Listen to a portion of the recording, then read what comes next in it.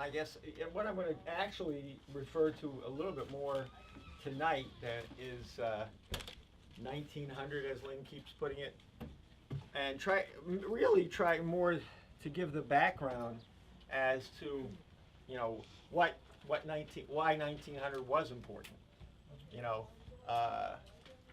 what happened that he's referring to, and what it meant, as much as I can get it across. And I will focus a little bit to give people a sense of the two figures. Hilbert, who in some ways he's more significant than he might seem. He's not as significant as Russell. And maybe even try to give people a deeper sense of Russell. Because, you know, Lynn has recently said, you know, we shouldn't just throw words around. And, you know, Russell's the most evil man of the 20th century, and he wanted to bomb the Russians. And then we have the quotes on depopulation and so on and so forth. Now, there's 2 points to be made. First of all, this is real. I mean, Russell was certainly ranked as the most evil intended person of the 20th century. And in a certain sense had a more evil impact than almost anybody else in the 20th century. You know, in other words, Hitler killed, you know, the truth of the matter is, you know, a point I like to make is we talk about extinction wars, and we are headed for an extinction war. But World War II was a bloody mess. There was nothing nice about World War II. World War II was brutal. It was violent. It was destructive. And it was the most destructive war in human history, by far. Not even close. Probably 100 million people died. Now you got to also keep in mind, at the time, the total population of the world was about 2 billion. So you're talking about a war that killed about 5% of the world's population. And whatever other consequences existed. I mean, these numbers are a little mind-boggling. Like, Russia was about 180 million people. 8.5 million died in combat, by their count. And about 20 million civilian died. That's, so you know, that's about 15% of the population. And let alone the consequences. The consequences of these things are far-reaching. I always used to make the point, which these days probably the Russians wouldn't like and the feminists wouldn't like, but the truth of the matter is, one of the reasons in the Soviet Union in the 60s and 70s and 80s is you had women physicists and women doctors and women surgeons because the men were dead. That's part of why it happened. 5 times as many women as men after the war. Yeah. So this thing was devastating. Germany went through something similar. For example, Germany's population today, the combined population of East and West, so the unified Germany today, is about the same size as Germany was in 1933. The total population gain has not been that much, if much at all. So, admittedly, we're talking about an extermination war with 6 or 7 billion people. But this was an atrocity of an enormous scale. 10 million Chinese. I don't think the fact that China was in World War II even registers for most of us. It's sort of, yes, maybe something was going on. You know, maybe you heard of the rape of Nanjing, but probably about 10 million Chinese died. So this was not a joke. This was not, and you know, I also would like to try to disabuse people of all kinds of things, because, you know, we have the famous World War II generation, you know, the greatest generation according to Tom Brokaw. You know, Lynn has certainly referenced the advantages of the World War II generation. On the other hand, the World War II generation was very problematic.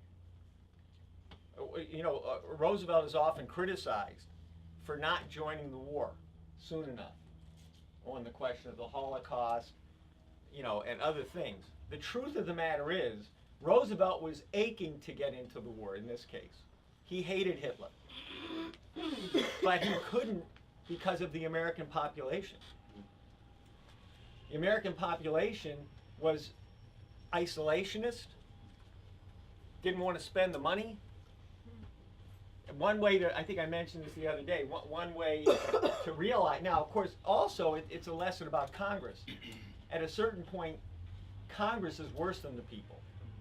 They're more pragmatic, they're looking to who's going to win votes, and they get more propitiatory, capitulationist than even the population. Good example of this, however, which does reflect the population, is that after the selective service, now the draft was instituted in September of 1940. Now, however, or maybe it was July, anyway, in 1940. However, or 41, 40. However, it was only a one-year mandate, and there was a limit as to how many people could be in the war, that could be drafted, only up to 900,000. Okay, and it was 1 year. There was the slogan of the draftees was Ohio. Not Kilroy was here. It was Ohio.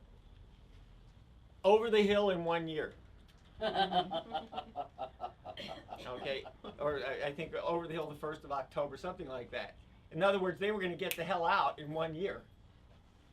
Now, when Roosevelt went to renew the draft, at least according to one story, he was fearful. He didn't want to do it right away because he thought the isolationists would win the vote.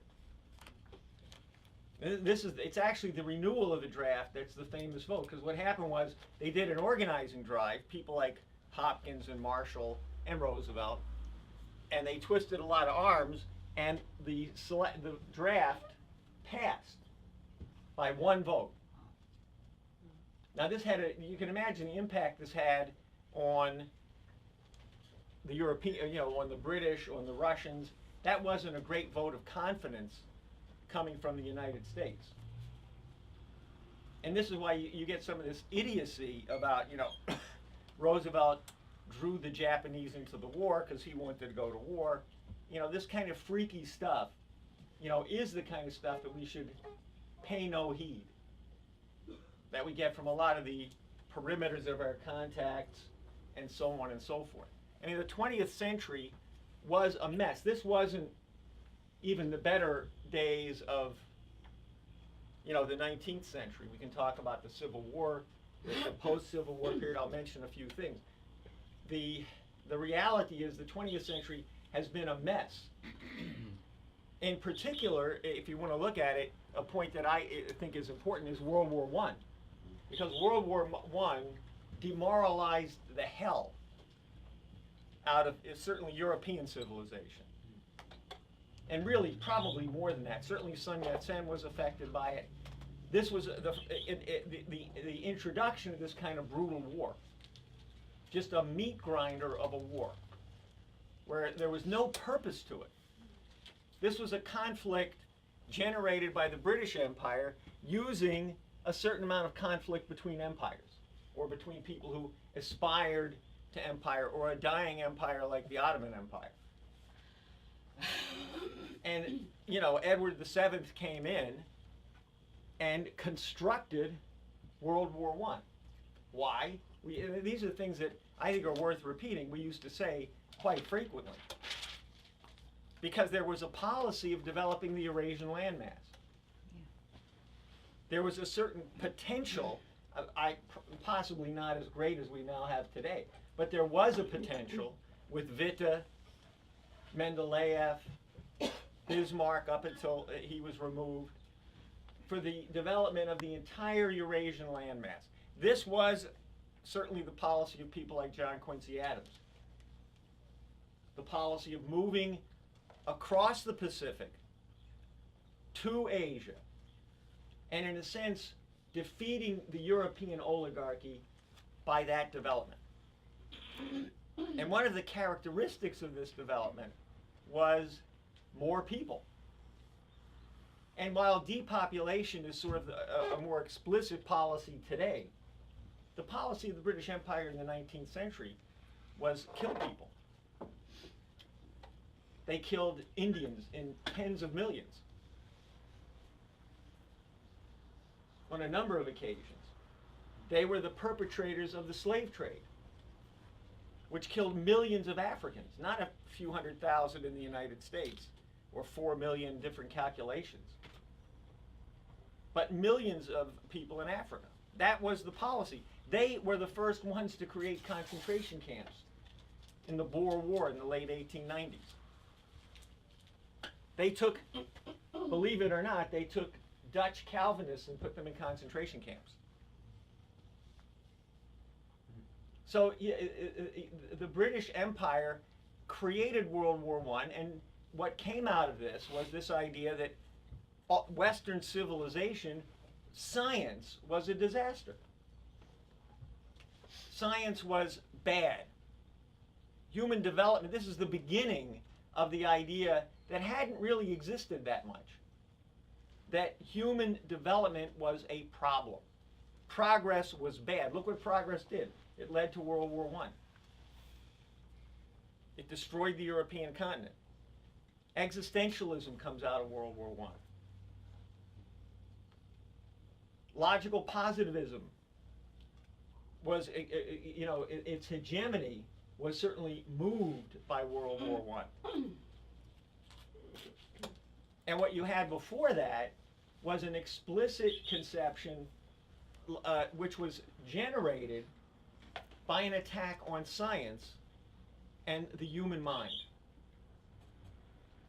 The thing to get across about people like Russell in particular, and Hilbert in a certain way, is that they did not believe that the human mind had any unique power in the universe. And I'll tell you, it becomes a very important thing to be able to identify creativity as such.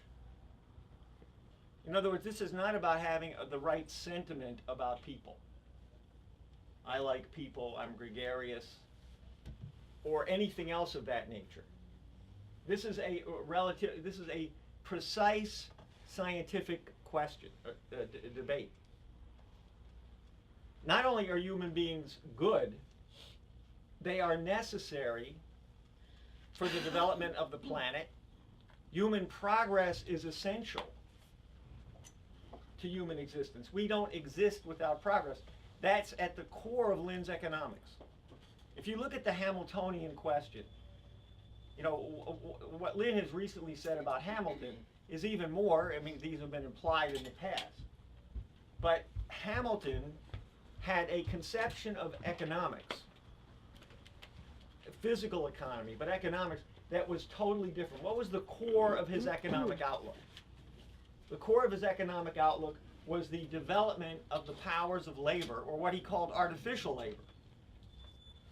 The development of the powers of labor through scientific and technological growth, which was based on our knowledge of the powers of the universe.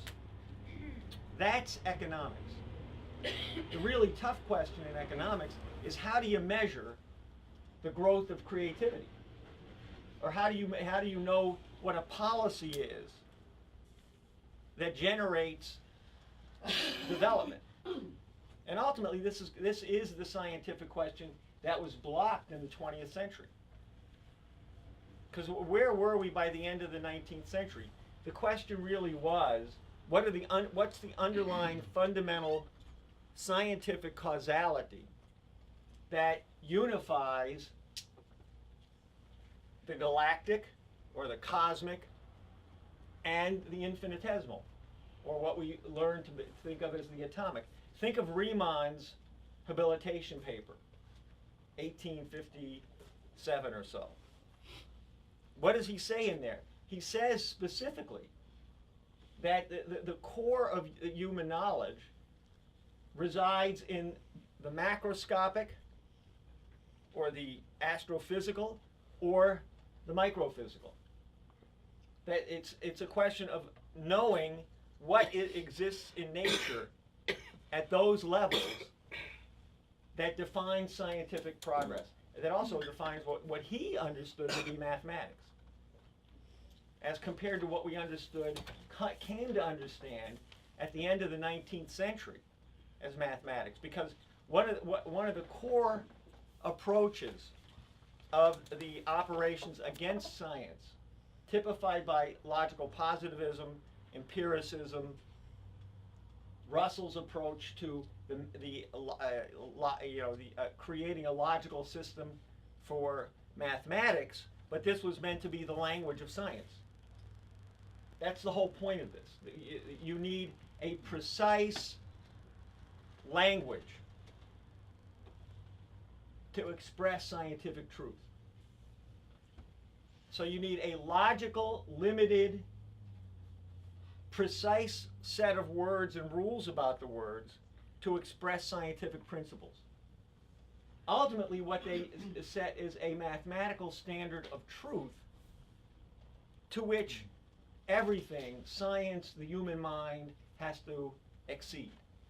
Now, it's worth noting, since Lynn has been made a good deal of a point about the history of the presidency, from the point he got out of World War II, the Burma, China, India theater, and so forth. It's also the case that as soon as he came out, approximately 1948, he took upon himself as a industrial manager and so on and so forth, he took upon himself a polemic against people like Shannon and Wiener and Morgenstern, game theory, the application of game theory to economics, the application of rocket science to economics, literally in the case of Wiener. That what their outlook was that you could reduce Adam Smith, who had already reduced human beings to pleasure. Remember, what's the big thing that he says in the oft-quoted paragraph? Don't use your mind. This is explicit. So I think sometimes there is the old, what do you call it, the Poe story, the letter. Purloined letter. This thing is, that paragraph says, the key thing in economics is don't use your mind. Don't try to define define a future orientation toward which you want to direct economic activity. That's the exact opposite of Hamilton. Who said that? Who said that? Smith. It all is, leave it all in the hands of the great director, blah blah blah. And he says, don't try to plan anything, don't try to project a future, just go by what you feel. I mean, that could be, sometimes that could be the slogan of the 20th century. How do you feel about it? It's pervasive. We all give into it at some point or another, except maybe Lynn, which is why he says some of what he has to say, because most of us capitulate at some level to how we feel, or how they feel, or how they're going to feel, or how we feel like they're going to feel. Do they know that we know that they feel the way we think they feel? I mean, that's one of the great conundrums of organizing. Because we already know what they're going to feel. So why bother to try to tell them what you know? That's simply not going to work, prima facie. In some ways, you can see what the great debate is. Lynn thinks it's going to work. A lot of us think it's not going to work, and therein lies the whole debate. How do they feel? I think of this stuff like, I saw this thing. I have to bring up crazy cultural things because they make me laugh anyway. In Columbia University, this is one of the seats. For God save Hamilton, this was where he graduated, right? They had a graduation, I think, a couple days ago, and they brought a mattress. Oh, that's the girl with the mattress. That's the girl with the mattress. Protesting rape, yeah. What? Yes. What happened? Well, basically, so the story is To understand the story, you have to understand culture in the United States today. One of the big things is that, some wild percentage. Now, the men in the audience, you're just going to have to give it up. But anyway, the idea, basically what's happened is, some huge percentage of all sexual activity on American campuses is actually rape. It's not consensual sex. 18, 19-year-olds no longer consent to sex, particularly the women. They say, no, we're being raped across America. Okay? Now, probably there's a lot of bad stuff going on. So there's been all these suits brought and so on. So there's a woman at Columbia who's been carrying out a protest by lying on her mattress in the middle of the Columbia University campus. This is not a joke. With clothes on? With clothes on. Because she didn't want to be, raped. So they brought this symbolically to the graduation. And I kid you not. Well, there are pictures all over the place. Yes. You see, I happen to be a person who believes that you might as well know what's going on out there. Because if you think you're protected by it, you're wrong. Unless you're going to go to some, utopian agricultural something or other somewhere. This is what's going on. And of course, there's, you have crazy stuff on all sides of this stuff. But the fact of the matter is, this is what people are preoccupied with. This is what goes on campuses. In a lot of cases, if you go into a campus with an idea that you're really passionately committed to, you might find that you get a certain section of people who flock to it, because everything else there is crazy. It's completely insane. That's what people are going through, and a lot of it's their fault. But the reason for this is the 20th century. People don't like. Yes, I know it's been done by this person and that person, but the fact is, this is the culture of the 20th century. For example, people will argue about this and will have religious views and so on and so forth. You got to face the fact that even some of your best people can't really argue that we aren't evolved from animals. They can say, I believe human beings are different. They can say, I believe they have a spark of the divine. But what does it mean? It doesn't mean anything. They have no idea what that spark of the divine is. Do they connect that to scientific progress? Do they connect that to the ability to develop South America or Africa? No, they don't.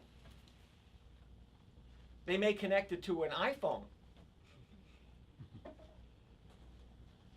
What's a smart economy? It's 50 more ways to entertain yourself. If you can put more entertainment on your phone, then that's some kind of productive activity. You've produced something. People have no idea of production. In the United States, in most places, they don't produce anything. And the idea is produce less and less. I happen to come from Baltimore. Actually, I was raised in the death zone. No, it wasn't the death zone when I was raised there, but, Park Heights Avenue, et cetera, et cetera. And it was, as Lynn said, it was a place where you had hundreds of thousands of manufacturing workers. You had a port, you had Sparrows Point, which at the time was the largest steel plant in the, quote, free world. 40, 50,000 steel workers. You had one of the biggest ports on the East Coast. General Motors, Black & Decker, Westinghouse, Martin Marietta. Now there's 600,000 people and virtually no manufacturing. That's the kind of, we've forgotten some of this. You want to know what happened in Baltimore? They have whole high schools in Baltimore that are dedicated to teenage single mothers. In other words, whole classes are teenage single mothers. So, this is one of the poorest places you could imagine as an American city. But it was once a productive manufacturing center.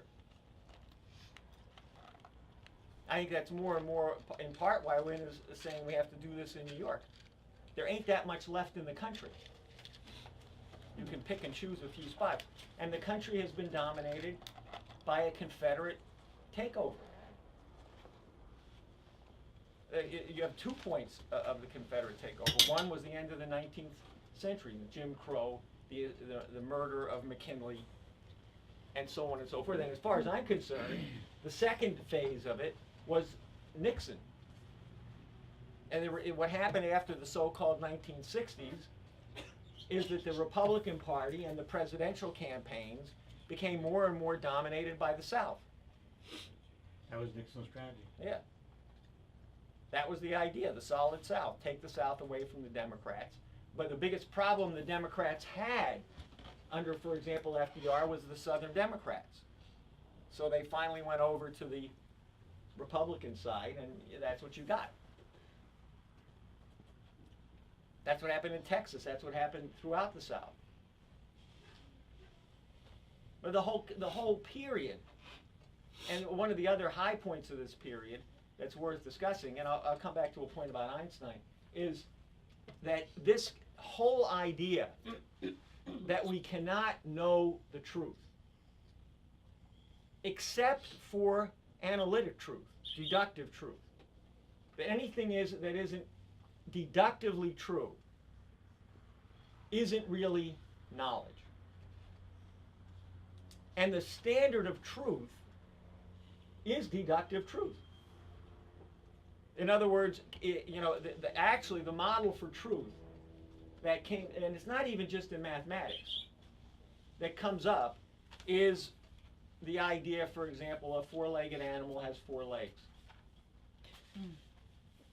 I mean, that's considered an analytic truth. You don't need some big diagram for this stuff.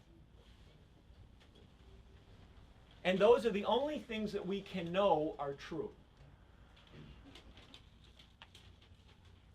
This became the standard, and I'll give you in a minute one of the interesting ideas of how this fight was waged.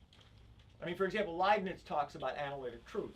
But for Leibniz, there are truths that one finds by the human mind's replication of the unfolding of creative development in the universe, like evolution of the human being from childhood on. There's an evolutionary process that we can grasp, that we're a part of. You get this in a number of different ways.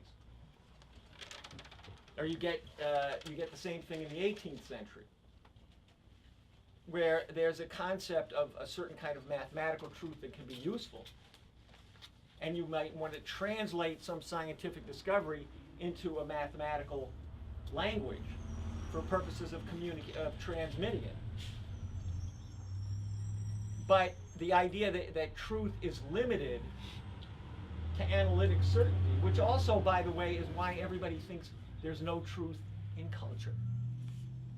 What's the truth in music?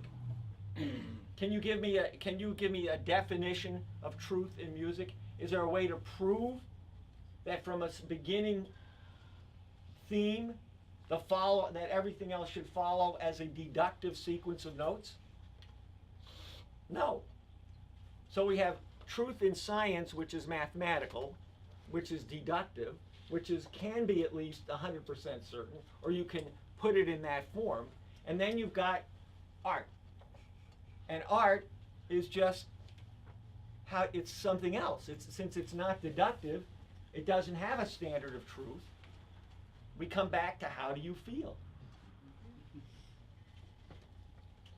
Now, it's the Solvay conference, the real thing that was imposed. You can go through all the technical features, and we can discuss more of that another time if we get together again.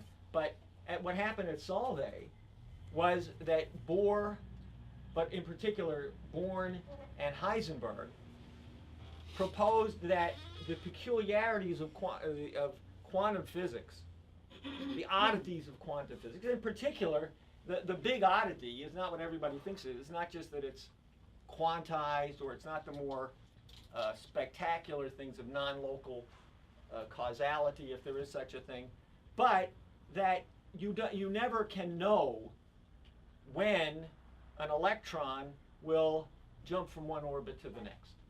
You can never know when it might radiate a photon or something of that sort, some of the basic forms of radiation. That's random. That's the fundamental problem that essentially starts with quantum physics or quantum mechanics. The idea that things occur in quanta is not news. And they are discrete phenomena. We do use counting numbers. In fact, Kepler's conception of the solar system, you could say, is quantized. In other words, there are reasons that the orbits exist where they are and couldn't be in between, or have the form that they do. That's a harmonic ordering of the space. So it has a certain discrete quality to it, or a discrete feature. But what occurs in quantum mechanics is randomness. And so what Born and Heisenberg and Bohr do is, and there are a lot of things going on at this point, the determination of the orbits, of the atomic orbits, the way they change, what this does to the binding forces in chemical reactions, and so on and so forth. These were all discoveries. Now the question became, okay, what's the physics of this actually? What is going on here? What can we say about the way in which these radiation, the way these electrons jump? What can we say about this? Because it affects, at a certain level, it affects everything that we think about the universe. Well, their point, their point was, okay, we have the mathematics. And this is basically matrix mathematics. It uses, in fact, they use Riemannian tensors, because a tensor is really a matrix of the coefficients of the different degrees of freedom, the different, you could say, dimensions or something along those lines. Because despite what people think about in an equation, the fundamental aspect is not the variables. I mean, it's important to know how many variables you have. But what tells you something are the so-called coefficients, because it tells you that the variables occur in certain ratios. So if you have some equation like 2x plus 5y equals 19 or whatever, okay, what you really know is that the ratio of 2 in the x direction is to 5 in the y direction, and that ratio produces a result of 19. So basically what you do in a matrix is you take these coefficients and they have certain relations. In a tensor, you're dealing with a lot of different directions, so to speak. So their point is, you've got a matrix mathematics of this sort that we can use to describe quantum mechanics. And then a couple of other interesting things turn up, like the fact that there's a form of wave equations that Schrodinger comes up with that can be shown to be equivalent to the matrix mathematics. So the mathematics, different mathematics come to the same, are really equivalent. Okay? Now, at this point, the argument that Born and Heisenberg and Bohr make is that that's all we know. All we have is the mathematical description. To ask what is physically going on is the wrong question. It's a non-allowed question, because the human mind can never get to what's going on in reality. We have to give up the idea of causality. We have to recognize that the universe is fundamentally random. And all we can do is deal with the mathematics of random activity. And indeed, what do they do in random activity? This is what von Neumann did. Von Neumann was one of the people who developed the, you could say, the equations that approximate randomness. They're not really random, but you can get closer and closer to randomness. Like one of the most difficult things to do is to generate a random sequence of numbers. Even machines have a hard time doing it. Because inevitably, it produces a pattern of some kind or other. So we even have to approximate randomness. Now this was the debate between Einstein, Planck, to a certain extent, but Einstein directly. And it was a setup. Einstein was basically bombarded. And this is part of the way Bohr operated. Bohr, first of all, he couldn't write. His mother and his wife wrote most of his stuff down. But the way he dealt with people, and Schrodinger is a good example. Schrodinger visited him at one point, and they had this difference. And Schrodinger wasn't feeling well. Yeah, I guess he had the flu or something. So he was somewhat bedridden at this vacation home.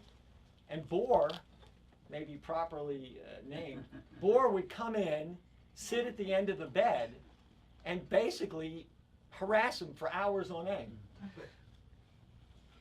Effectively put him in an adversarial situation and pound away at his arguments on why it was the mathematics. And of course Bohr's famous himself in some way a little different for the complementarity theory. That is, the way he argued is sometimes what we're getting is something that acts like a particle. And sometimes we're getting something that acts like a wave. In particular, the thing that people know is the interference phenomena. So if you take an electron, which is a particle, and you shoot it through a slit, over time the electron will give you a pattern of interference as though it was a light wave. So you get these dualities. And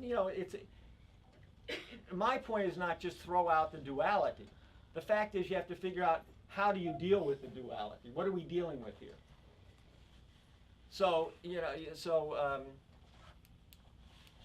Bohr's argument was, when you deal with it as a particle, you have to deal with it as a particle. That you have to think of it as a particle, you have to use all the mathematics for its behavior as a particle, and you can't use any of the wave mechanics to describe what's going on. When you treat it as a wave, you have to treat it as a wave, and you can't use any of the mathematics that reflect its particle nature. So you can see this is a pretty insane world. But he's saying it may be insane, but that's all we have. In fact, in a case like a guy like Bohr might even admit, some of these guys surprise you.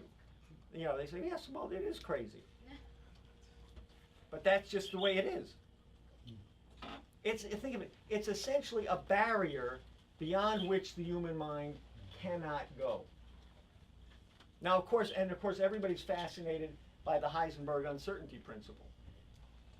Fundamentally, it doesn't amount to all that much. Or let me put it to you in a shockingly different way.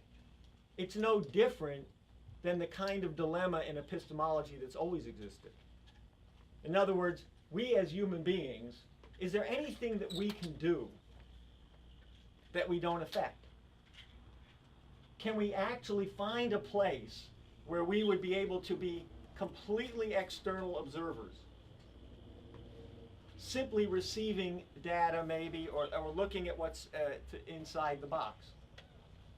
Think of the universe as a box, and somehow we're trying to find a corner of the universe or some place outside the universe, and we're going to watch the universe as a thing in itself and find out how it works. You can't do it.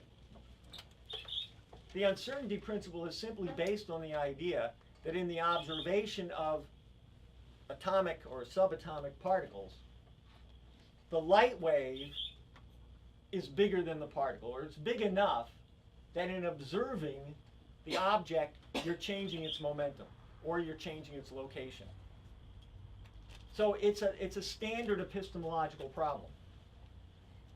We've had that problem since the very beginning. Plato has it in the Parmenides. As soon as you try to observe something in motion, you either stop it and say, well, it's here, but as soon as you observe it, it's moved. If you try to get its motion, you can't get where it is.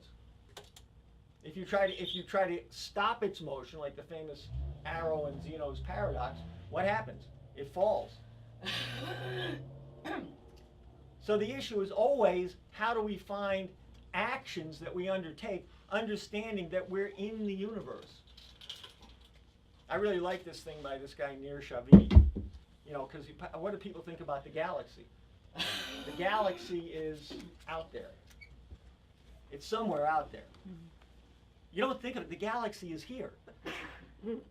This is the galaxy. Not only are we in the galaxy, this is the galaxy. We don't have to go out there to get to the galaxy. The galaxy came here. And in some ways, that's the point about, you know, rain, water, you know, and all it's going on. So, you know, the real issue is to be able to think in terms of human action and what we know about human activity, and use what we know about human activity and development to ask the right questions through our activity, the right experiments. And by the way, the experiments are the basis of the machine tools. We often criticize certain things, but take this thing they now have. We almost had one in Texas, the Large Hadron Collider in CERN on the Swiss-French border. I mean, the amount of machining that went into that machine is huge. You're talking about beams of huge amounts of energy, super magnets that weigh tons, and you've got to shape the flow of the beam with the magnets so that it doesn't give off too much radiation and there's still enough energy in it when they collide. Now, whether that's a good method is another question, but I assure you that these machines, and all these experimental machines, aerospace, medical equipment, that's what all this stuff comes out of. Again, this is the kind of thing that in the culture today, nobody thinks about. Nobody even cares about. Now what happened, I'm going to give you a sense of Russell in particular, because I want you to understand the intention here is evil. Now I got one funny thing, because Russell, and one of the terrible things about Russell is he lived a long time. Okay, Lynn has 5 years to catch up with Russell. Russell lived from 1872 to 1970. But what I really found funny, yeah, that's part of why he was one of the most evil. A long time you work at it. Right. So Russell, this is a guy writes his biography, the 2-volume biography, and he's a British philosopher, a guy named Ray Monk. He's still alive. So he writes this about 20 years ago, I think.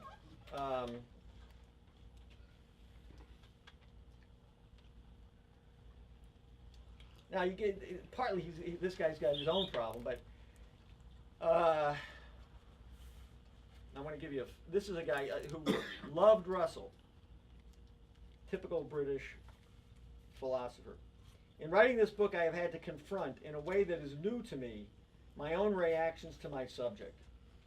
For 10 years, I have, as it were, lived with Russell, and for the most part, it has been an uncomfortable experience. I find him inexhaustibly fascinating, and there are things about him that I admire tremendously. But as I have worked on this volume, 2 thoughts have dominated my reactions to him, which, I'm aware, may have distorted my account of his life. The first is just how bad most of his writing on political, social, and moral questions is. Few who know Russell from his great writings on logic have taken the trouble to read the vast quantity of journalism that he produced in the second half of his life. Those who do would, I think, be shocked at how sloppy and ill-considered much of it is. The second thought that has come to dominate my reaction to Russell, particularly in the latter part of his life, is how emotionally maimed he was. He was, it sometimes seems, simply not capable of loving another human being. Russell had what he considered to be an exalted conception of love, which he expressed in Marriage and Morals and in numerous other places. He was a sexual idiot.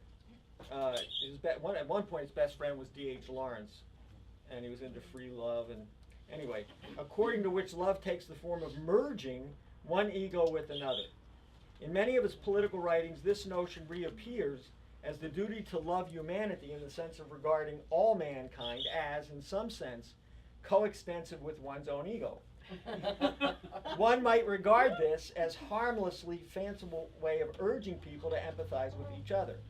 But Russell's relations with those close to him suggest another interpretation, that he was unable to conceive of loving a person unless he could regard that person as part of himself.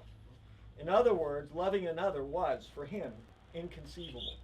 He was, as it were, as indeed his epistemology maintains we all are, trapped inside the boundaries of his own ego. He could imagine, and frequently did imagine, extending those boundaries. But what he could not imagine was reaching out beyond them. Would that this were only a theoretical problem, but the experience of Russell's wives, children, and friends suggests that on this point, theory and practice combined in the most devastating manner. Okay, now, and this is a favorable biography. A guy who started the job thinking this is one of the great minds of the 20th century. Okay, now that's an ad hominem argument, but ad hominem arguments have some virtue when you can combine them with other aspects of his philosophical outlook. Because Russell's famous Principia Mathematica, which is something like 11 volumes. He's got a shorter version of it called the Principles of Math. I think it's 13 volumes. The Principle of Mathematics. Okay, what his basic idea is not complicated. The idea was that you could reduce all of arithmetic to a logical system. Well, a lot of you actually got a set theory. In other words, you start out with the null set, the set that has nothing in it, and that's the first mathematical object. Then you take, really, if you want to be completely abstract, you take the set that contains the set of that's the empty set, and then you take the set of the set, and so on and so forth. And you can build all of arithmetic on this. A few rules. The model is somewhat the Euclidean axiomatic system, but if anything, even more restrained. And now the real catch point is that the idea is you can reduce all of mathematics to arithmetic. It's a purely reductionist outlook. And all of physics can be reduced to mathematics.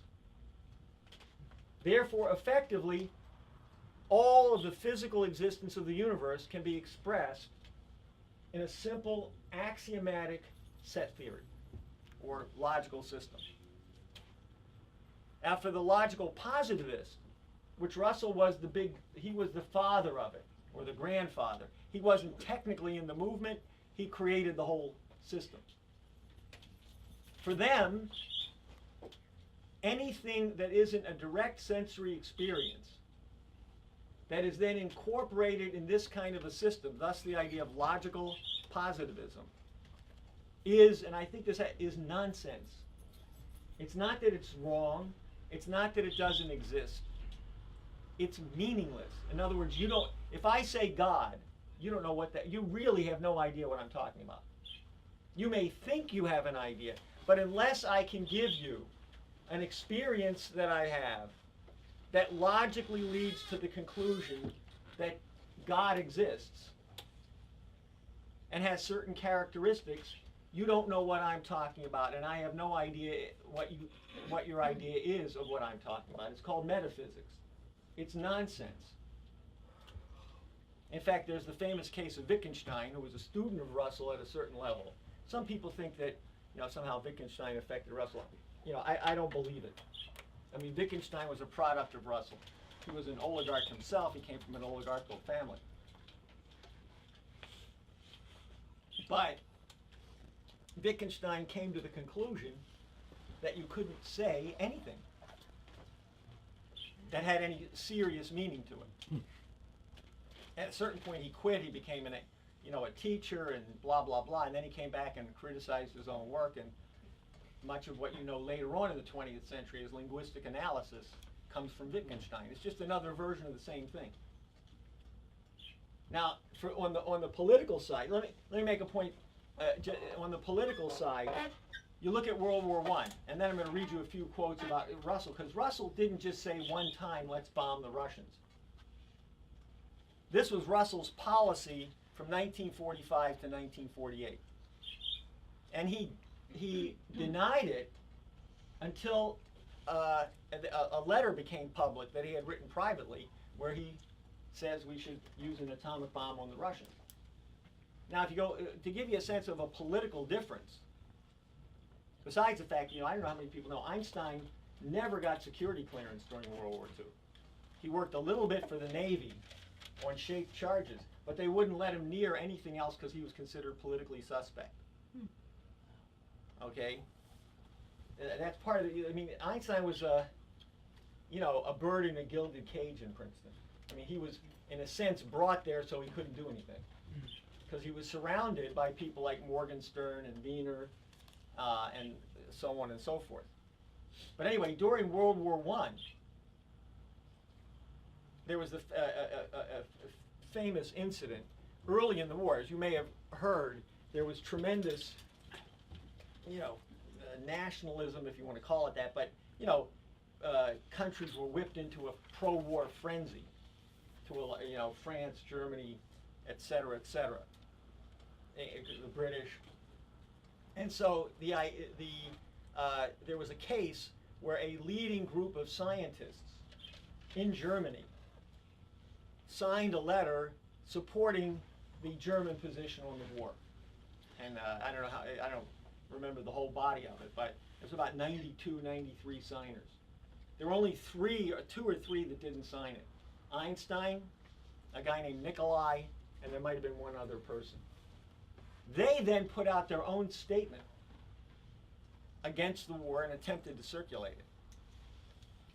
And indeed, this is sort of the beginning of Einstein being persecuted in Germany, because during the 1920s, as you had some of the rise of this upset around Versailles, he was one of the people targeted as a Jewish relative, Jewish physics, and that he had betrayed the homeland and so on and so forth.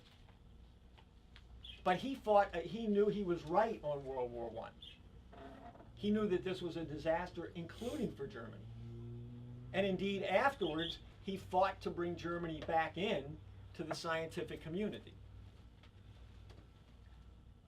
But the truth of the matter is, one of the most important things about World War I, and this period, this early 20th century, is that it destroyed an idea that existed, which was that somehow the global scientific community was, even though they could be patriots, nonetheless they were world citizens, as Schiller might have said. That there was a community of science that worked for human progress, that had a dialogue of ideas that crossed national borders, and so on and so forth. And that was destroyed by World War I, because many of these scientists were rallied into these patriotic fronts and supported the various different parts of the war, the various different nations, and they were pitted against each other. One of the great ironies is that there's a leading chemist, a guy named Haber, who was Jewish, who is famous for actually developing nitrogen. What do you call it? Anyway, fertilizer. It's a nitrogen fixing capability. I forget the name. Ammonia. What's it called? It's called the Haber process, right? Anyway, he was a super German patriot, and he fought in World War I. He did all these things, and it turned out he, of course, produced some of what ultimately was used in the gas chambers.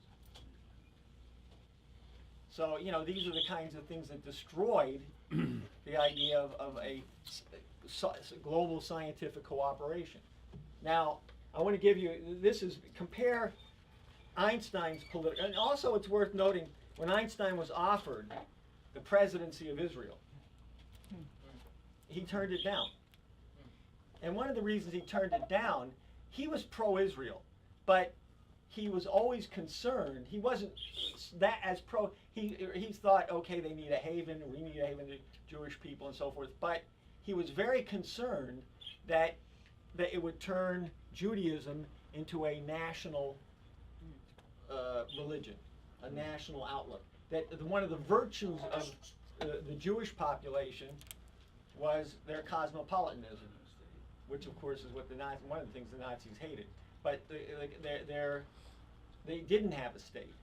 They weren't attached. They were, in some sense, could be at least, universal citizens. And so he was worried that with the development of a nation, this would create a different sense of identity in the world Jewish population, and he was right. But let me give you a couple of quotes on the bomb. I don't want to overdo it, but.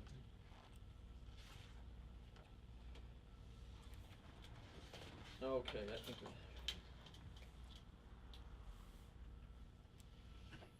This is in a Royal Empire Society. Wait a minute.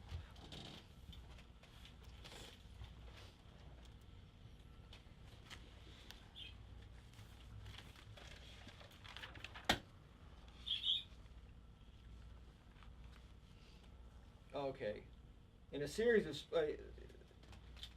now when America had sole possession of the most devastating weapon mankind had ever known, the time seemed right to press this case more insistently, that the U.S. use its military power to dominate the rest of the world, the only way to get peace. In a series of speeches and journalistic articles, beginning September 1945, Russell argued passionately that in order to preserve peace, America had to act firmly and immediately to impose its will on the rest of the world, and in particular, on the Soviet Union. This sounds fairly contemporary.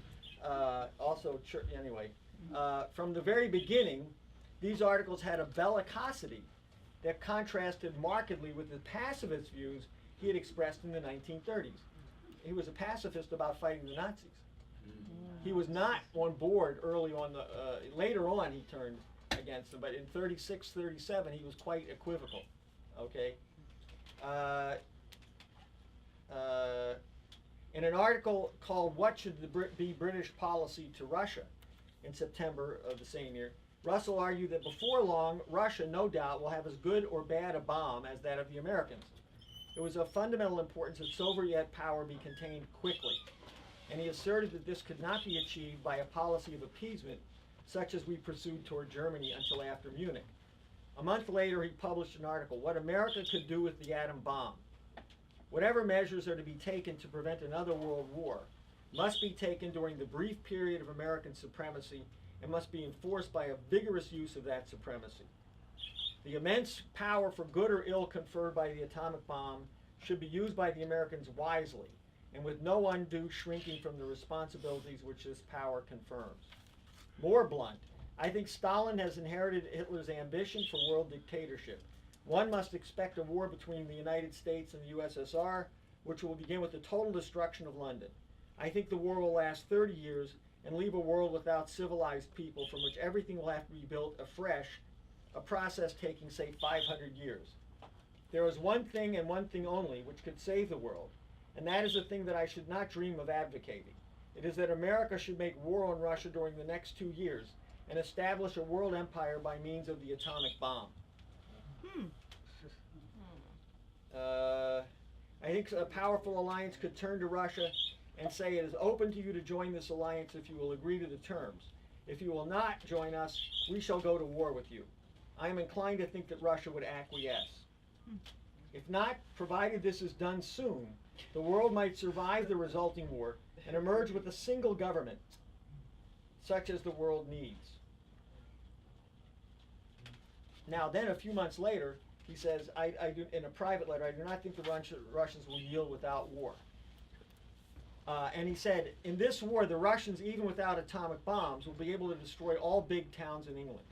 Nevertheless, even at such a price, I think war would be worthwhile, for I have no doubt that America would win in the end, and communism must be wiped out and world government must be established. And this goes on for a couple of pages. Now, then he goes through a period of denial that he ever said any of this. Embarrassingly for Russell, the letter to one of these guys was published in 1954, soon after his blanket denials of ever having supported a preventative war.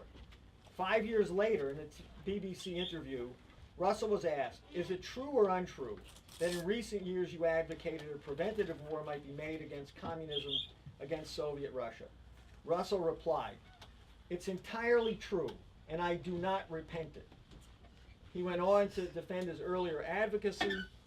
America had the bomb, the threat of war against the Soviet Union, and even if necessary, the carrying out of that threat, and so on and so forth. And then he says, Russell publicly advocated a policy of threatening the Soviet Union with atomic weapons on no fewer than 12 occasions between 1945 and 1948. So, you know, I know how these things go. You sort of think, well, we have this one quote from the Bulletin of Atomic Scientists. This was his policy until the Russians got the bomb. Then, Russell being Russell, he became the leader of the anti-nuclear movement, which is what some of our older members remember. He was the head of SANE, okay? And he was one of the leading figures bringing the counterculture to American campuses. He went to these campuses. He was very tight at this point with some of the Trotskyist left-wing organizations. And of course, his role, first of all, was to form a world government. He was part of the Pugwash. He was one of the founders of the Pugwash movement. And the idea was to take all nuclear capability. Think about the negotiations with Iran today. So I don't want people to think this is some wild, somewhat esoteric story. What was it may not be a perfect version of it, but what Russell's idea was that you would have a one world government, as some people call it. But the main point would be that you would have a committee of nations, like the UN Security Council, that would control all of the nuclear capability globally. There would be a UN army, as well as policing force. And that all weapons would be controlled by this force. And nuclear technology would also be controlled by this grouping, because nuclear technology is, demonstrably dual use, as we call it today. If you have nuclear power, you have the ability to develop nuclear weapons eventually. So Russell's point was, since human beings are so screwed up and so hopeless, what you really need is a single government of proper rulers, a proper aristocracy of sorts, that would control all of effectively advanced science. So this is why Lynn calls him the most evil man of the 20th century. He thinks nothing, and we have the other quotes, but he represents the oligarchical outlook in probably its purest philosophical form. And indeed, this idea of a mathematical truth, and there's more that could be going into otherwise. But for example, I'm besides the Solvay situation, let me give you a sense of where did this come from, this whole idea. Now, admittedly, what form did it take? What it comes from is the idea that there is no such thing as creative human knowledge. There is no creative activity. It's an Adam Smith world. That's why, this idea of the Trans-Pacific pivot, okay, it's not just about surrounding China, that's true. But as Obama said, remember what he said? We want to be hegemonic because we want to write the rules of world trade. We want to write the rules of world economics. He who controls finances controls the future. That's their view. What's finances? It's credit. It's the future. The Adam Smith free trade system ties financial and economic values to something that cannot develop, that's fixed. A given system that is an unchanging system which you have to operate deductively within. You have to know what the rules are, and therefore you can figure out what you can and can't do, and what the consequences are. Those are the rules. You're supposed to try to figure out what it is that makes a financial instrument go up in value or down in value. That's essentially the mission of a human being. Because that's how we survive. That's how we produce offspring. Think about how people think about it. You have to get an idea how much people think of themselves as animals. Because what do they have to do? They have to survive. They have to get their DNA reproduced. They have to have children who have a way of supporting themselves. So you want to make sure that your children, do well competitively. You want to give them all the backup you can. Teach them to go to the right college, get the right kind of degree, to get the right kind of job, so that they can do what you just did. And that's what's called thinking, or moral responsibility. That's why people are so small. Moral responsibility is going to church on Sunday or whatever else, taking care of your family, etc. That's moral responsibility. There is nothing larger than that. And of course, indeed, you can't even do that if you don't, you fail at what you think you're doing. But that's what people reduce themselves to. And it becomes extremely critical to carry that policy out, to convince people that there is nothing creative, not just unique, but we can discover what we need to discover. We can go and do what we need to do. We can find our place in the galaxy and discover the principles. And we do that by guaranteeing that our outlook on life is determined by that sense of what the human individual is. And that value in an economy is giving people the chance to be that kind of human being. And the more of them we have, the better off we are. Now, one of the things that happened in this, and I'll just give you, because this is something that would take longer, but I want people to have an idea also of Hilbert and this whole, basically, look, what people have to understand is there has been a certain kind of progress. So sometimes you can go overboard and think, well, let's go back to the 18th century BC or something when everything was wonderful and we all had chariots or something, I don't know, whatever. Okay, or we could split the Red Sea or something. If you look at the last few hundred years, there's a great deal that's happened. Whole areas of the universe have been opened up. We didn't, and I won't go through, we didn't know that galaxies even existed in the late 18th century. We thought there was one galaxy, the Milky Way. So the Milky Way was the universe. In a certain sense, that's not the worst thing, but we learned a great deal more is out there, and a great deal more about what is out there. Electromagnetism. Yeah, we've had the capability of producing electricity for human use for 200 years, maybe. And for industrial use, significantly less than that, maybe 140, 150 years. Most cities in the United States did not have electricity until 1870, 80, 90. Of course, rural United States didn't have electricity until the 1930s.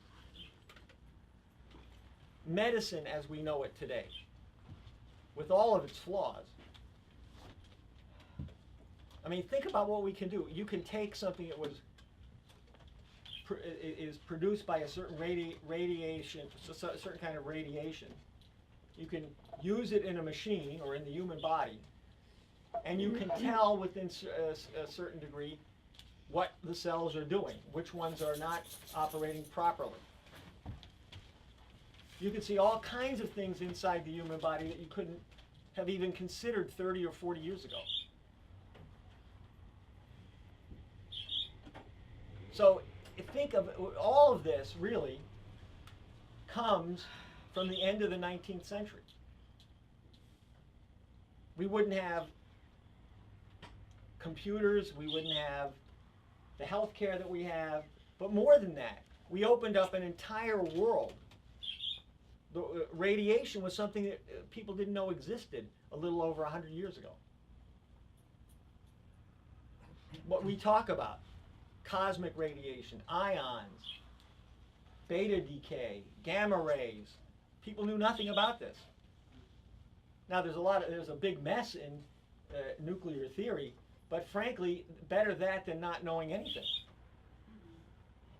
The problem is, at the point at which we began to discover this, and actually began to consider the idea of bringing the field conception not only into astrophysics with Einstein and so forth, but effectively resolving what the nature of causality is that unifies the basic fields of activity that we know. It doesn't mean a reductionism. Now, what's important about this? The problem that also occurs at the end of the 19th century is life and biology goes out of it. Think about it. What are we talking about in Vernadsky? Asymmetry, time differentiation. This is all being looked at in the 1890s. Much of what we know about asymmetry in biology was known by the 1890s, by either Pasteur or Curie. There hasn't been that much done. I mean, there are probably papers and so on and so forth, but there hasn't been that much decisive done. There's very little about the relationship between the biotic and the abiotic. Why do certain isotopes function differently in the body? Why do certain processes occur in the body that don't occur naturally and outside of the physiology of the human body? I mean, the one that I like is if you had a computer that did everything that the human brain did, the human central nervous system under the control of the mind, and, so on and so forth, your head would fry. The amount of heat produced by that kind of computer activity would just fry your brain.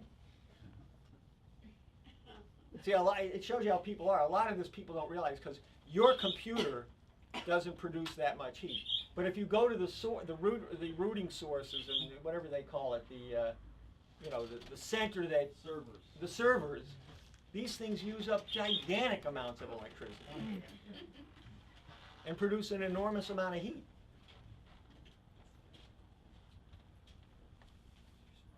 So, the fact of the matter is, if you begin to look at the universe from the standpoint of life and creativity, one of the best points about looking at us being in the universe,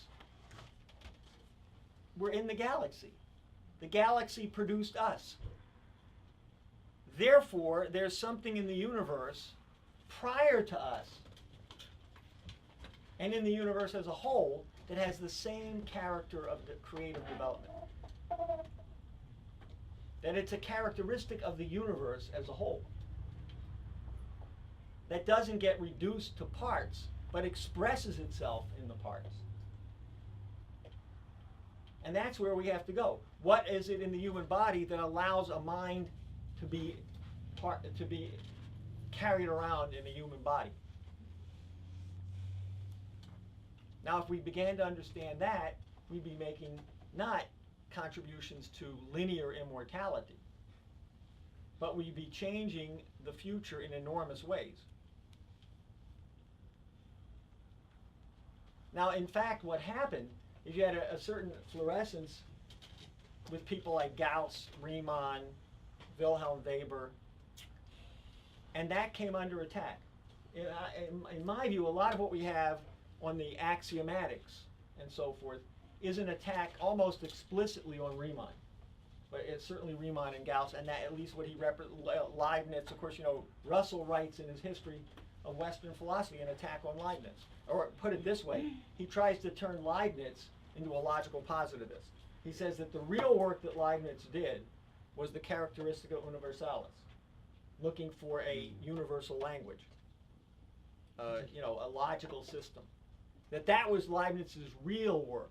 The rest, the monadology, the other stuff, that's just the fluff cover that he had to give people so he could go on with his work on logic and whatnot. So that was his critique of Leibniz.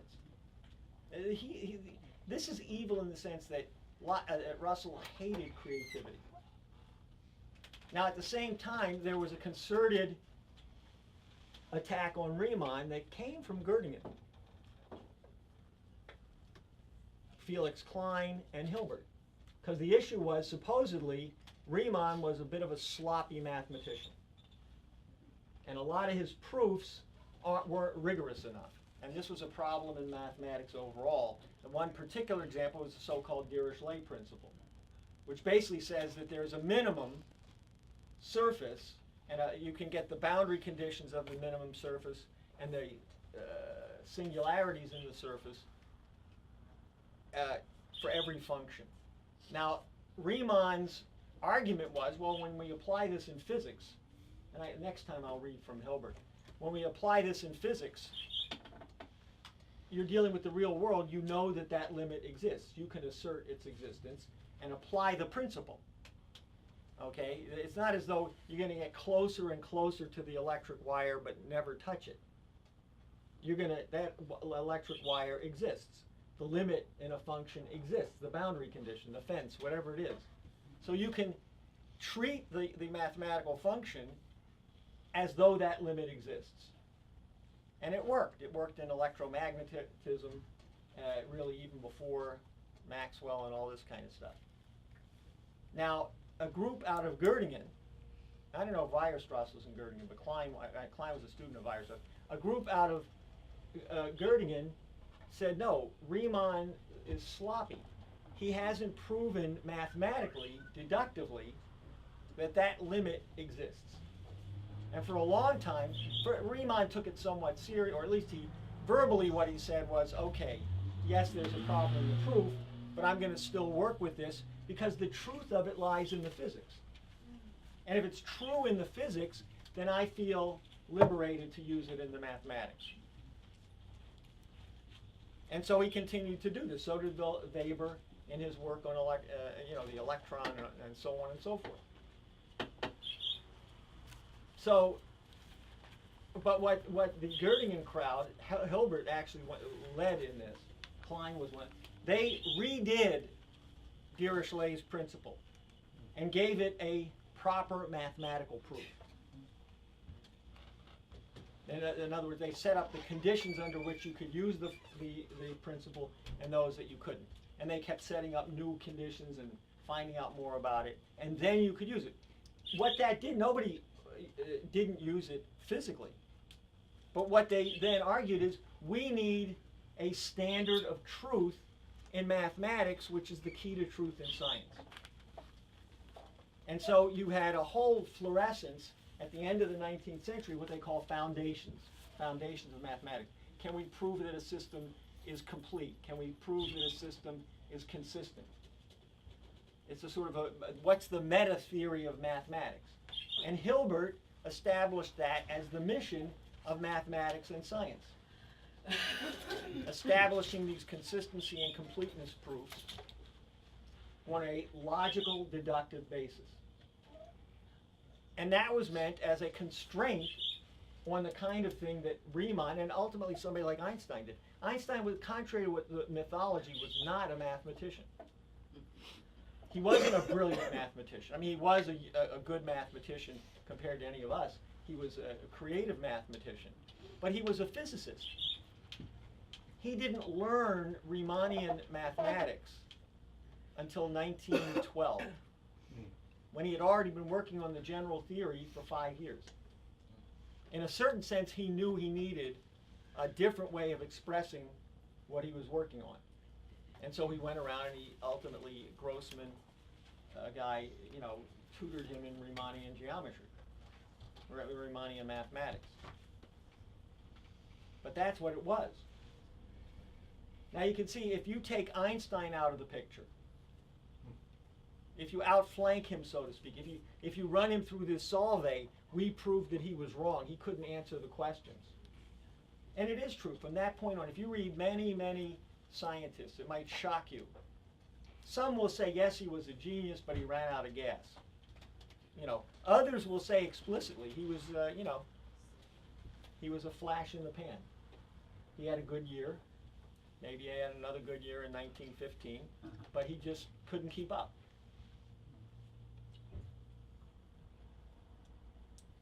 And at the same time, you do the same thing with somebody like Planck.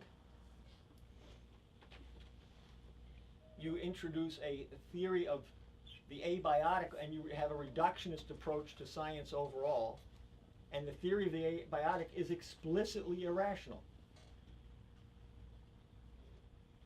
And the argument is, it works. And within certain limits it does work. But yes, there are things we can do. It's a useful tool. But I'll tell you, there's a lot that doesn't work. There's a lot, for example, you've probably heard about dark matter. Here's the interesting case, the interesting thing you have to ask yourself, because this is often posed, and it is somewhat fascinating.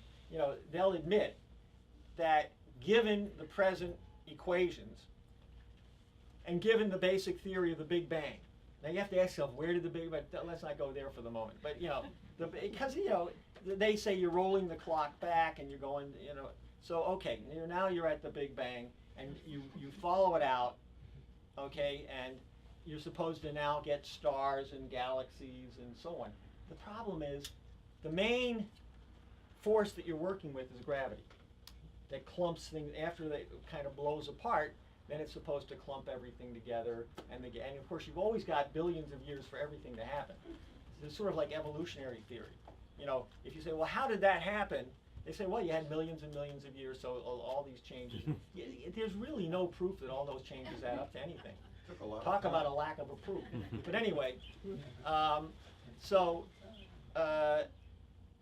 in order for these galaxies to form that we even know of, you need more matter. You need more matter to have the gravitational attraction to pull enough together to form a star or a galaxy or whatever. We're only short, you know, about 70% of the matter. And we're also short maybe 90% of the energy. There's new things that have come up. My favorite one is that, and they actually glibly do say, of course, I guess but they do say this. My favorite one is if you take the energy of this expanding universe with some new factors that they put in, they're off by 10 to the 23rd. I think they either have too much or too little energy by 10 to the, I think it's too much, by 10 to the 23rd. Right? Now, the interesting thing about the missing matter is, why do we assume that it's matter? Why don't we think that there might be a wrong theory here? If you're off by 70% of the matter, it's at least considerable that you have to allow yourself to think. See, this is where it becomes a constraint. A lot of scientists will talk about new physics, new ideas, new theories. The problem is they always think of these things as new additions to the given existing view. So it's a little bit like the guy who wants to add an epicycle. He says, well, look, you know, your picture of Mars isn't quite right. But I think if we just add this in and that in, it'll come out all right. Now, when you're dealing with a mathematical model, you can do that whenever you want. When you're dealing with something like the amount of matter in the universe, so this is how it happens. They say, well, maybe it's the neutrinos. Then they figured out it wasn't the neutrinos. Then they had weakly interacting massive particles called WIMPs. That's actually, I'm not joking. That's not a joke. Those are the best jokes. Okay. And the like. The constraint on people is you can't say, well, let's look and see. Maybe we should think about some other way of looking at what's going on, or some other history of the universe. Some people have done that, but it's rare and they get clobbered. They really do get clobbered.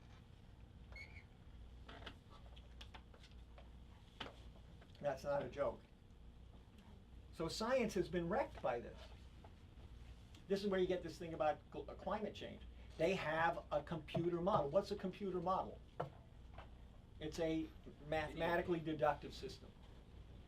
You know what the basic digital computer is? A basic digital computer is what they call a Turing machine. Now, a Turing machine, what it can do is it can look at a tape, it can erase what's on the tape, it can put a 1 on the tape. It can move to the right or it can move to the left. Now, you can do all of arithmetic. Admittedly, it would be boring and laborious and take a lot of these Turing machines and so on and so forth.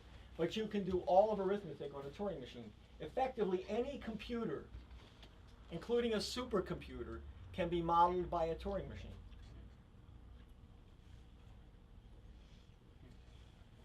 Now, the interesting thing to me is how much artificial intelligence is being discussed a lot. It's sort of been revived in the last 5 years. Because why? Because computers have massive calculating capability. I mean, you have supermassive parallel processing, you have certain improvements in the hardware, which is real, and you have certain improvements in the software programming. Basically, when they can model neural networks, and so you can get things in terms of transmissions back and forth that are a little more sophisticated than they used to be. But they amount to nothing but, or another way to look at it is what they call a recursive function, which is the same thing.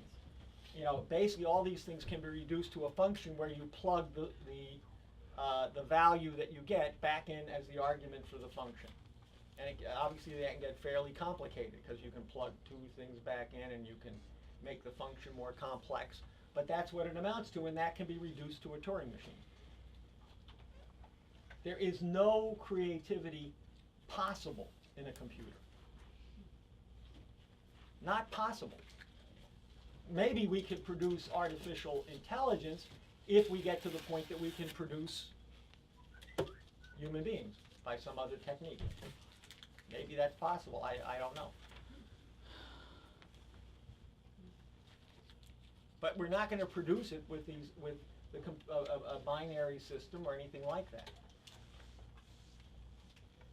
The biggest thing you have to know about computers to deal with them, fundamentally, is they're stupid.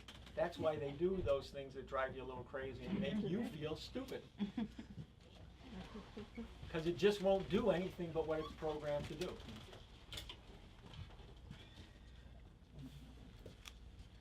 But I think the important thing is, yeah. And Turing said that a situation of artificial intelligence exists if you can sit in an office, talk to something, and the responses you get are indistinguishable from what you think the responses would be from a human. Right. That's his. It's called the Turing test. Yeah. The Turing test, and that was popularized recently in the movie The Imitation. The Imitation Game, yeah.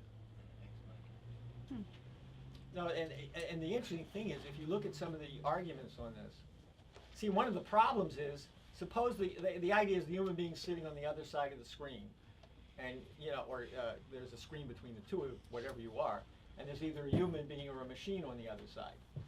And if you can't tell the difference between the way it responds, then it's human, effectively. Now, of course, the problem is, we accept a lot of stupidity from human beings. I mean, human beings can be schizoid, and you might say, well, that's human. And the machine, then it gets kind of funny. Can you really rule that out as a response? You say to the machine, good morning, and it says, my mother wears army boots or something. Well, I mean, a human being could say that. I just said that. But that's the test. I don't think there's any doubt, for example, now here's where I might go, you have these two prominent movies. One was The Theory of Everything about, what's his name? Stephen Hawking, and The Imitation Game about Turing. And I don't think there's any doubt that both of those were put out in the context, at least, of convincing people, first of all, that these two guys were geniuses, and that this is science.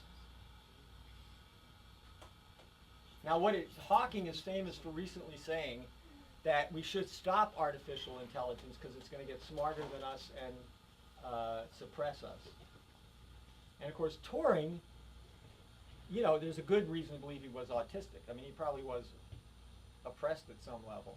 But he also had a lot of problems with mathematics. There were certain kinds of mathematics he couldn't do. I saw a note from him that was just sold at some auction where he says, these binomial equations are a pain in the neck or something like that. But so this idea that this is genius. I mean, a lot of science has been massively dumbed down. If you compare it to, the kind of mind that Einstein or Mendeleev or Vernadsky.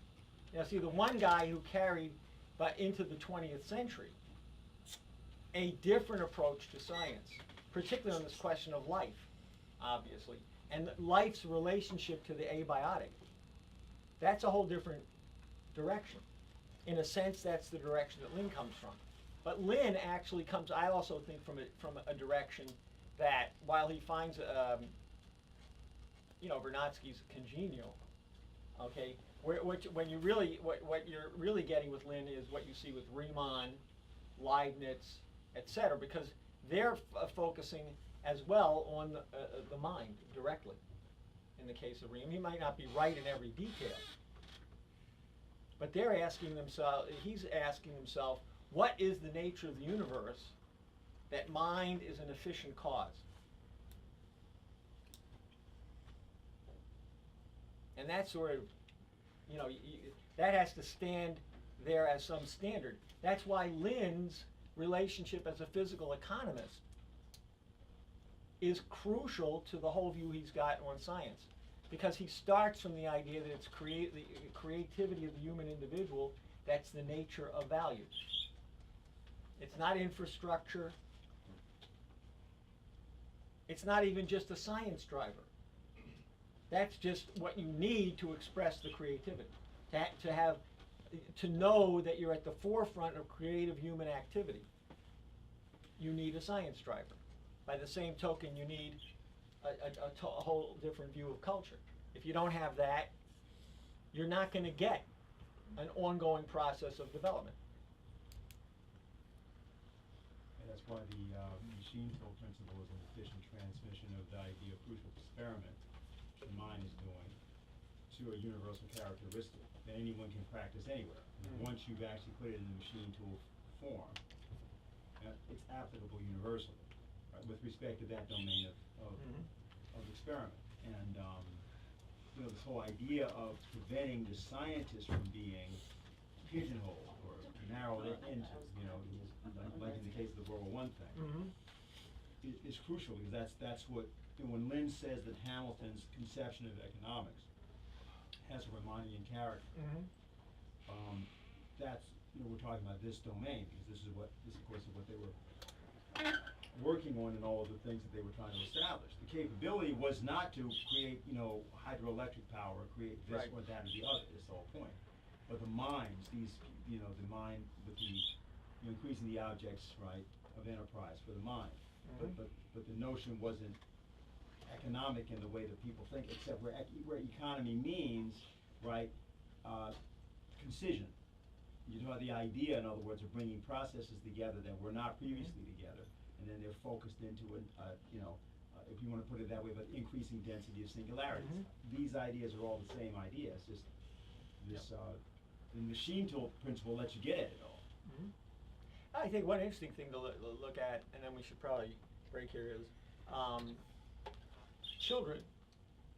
In an important way, the way you deprive a child is not so much what you think, just, okay, they have to eat, they have to have all these things, but they have to have access to, even in their early childhood, a certain quality of power over the environment around them that expresses the level of science and technology of the culture, and also challenges them to deal with it and even attempt actual experiments. But this means that, for example, a child has to have access to electricity, or motors, or certainly some idea of or microscopes or telescopes.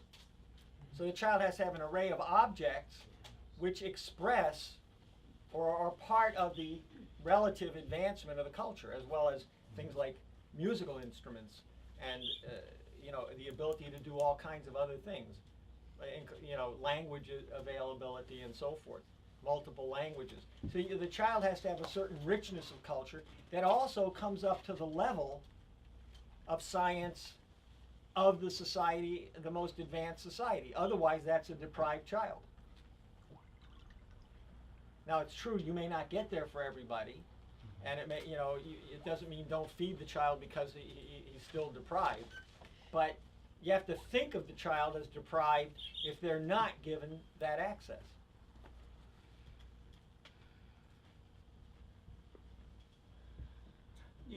What you presented sort of reminds me how shocking it is to first meet Lynn in terms of his focus on creativity per se, and a solution which has no apparent roots in the deductive system.